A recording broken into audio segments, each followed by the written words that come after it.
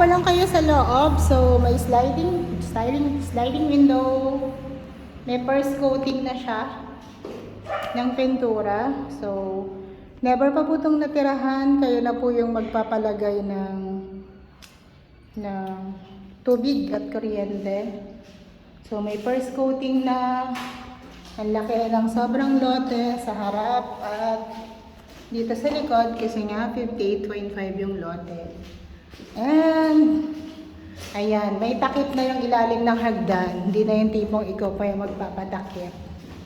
Right? And ito, maakyat tayo sa second floor and again, yan. Wala po kaming kisame.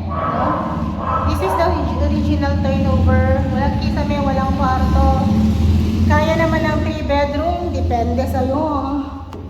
And yan. Total of 1, 2, 3, 4 na bintana. Ito yung tsura ng likadan, FYI.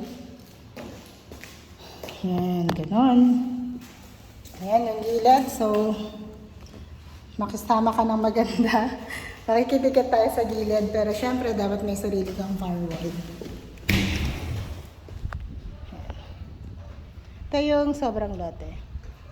Yan, pwede mong pa-extend like that. Ang kabila. At yan. Ito yung existing community. Yung mismong neighborhood.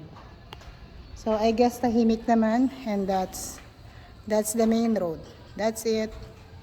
Thank you so much. Lucky mine na ito.